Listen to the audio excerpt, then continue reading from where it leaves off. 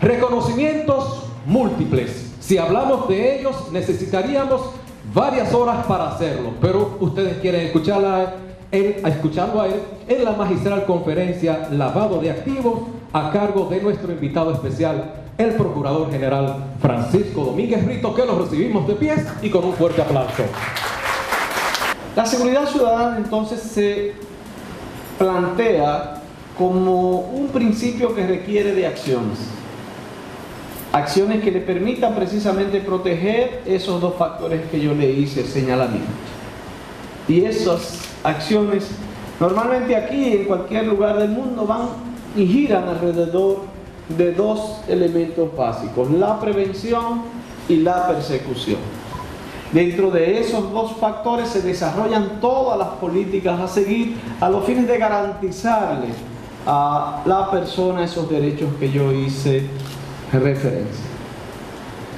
Dentro de todo ese marco de la prevención y de la persecución de manera transversal, hay dos líneas que son también básicas: el tema de la normativa, las reformas que fortalecen uno u otro factor, y el tema del cumplimiento de la pena, que va muy ligado al sistema penitenciario de una nación como mecanismo de reinserción a la sociedad de aquellos que violentan las leyes.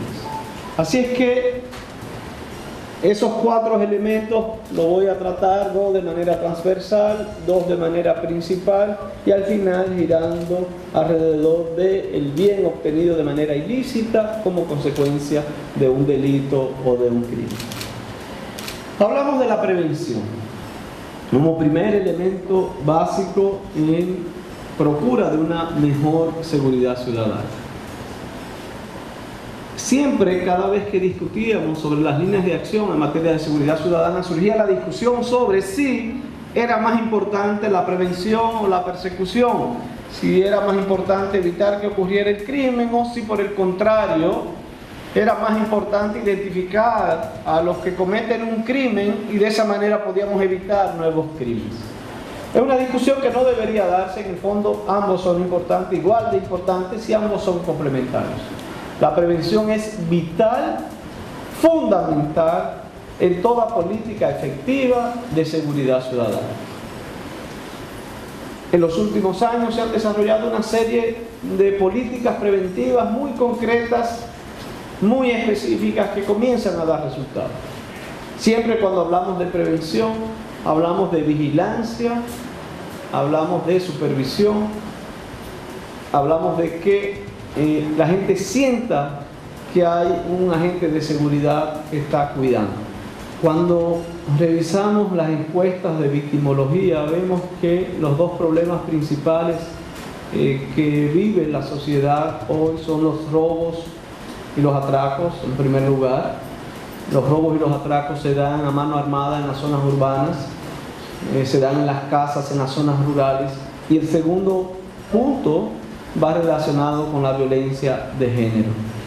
Por eso, prevención en educación con el hombre, de romper una cultura machista, y prevención a través de nuevos mecanismos de supervisión de la policía uniformada son para mí los elementos claves de esta lucha contra el crimen. Ahora bien, hay un tercer delito que yo sé que nos llama la atención y que va muy ligado también al tema que nos ocupa y que va relacionado con el crimen organizado, sobre todo el narcotráfico, la trata de personas y el tráfico ilícito de migrantes, y en menor medida en República Dominicana el tráfico de armas. Un sistema criminal de carteles que genera una acumulación de dinero que al final se convierte y se transforma a través del lavado de activos en una fuente de enriquecimiento.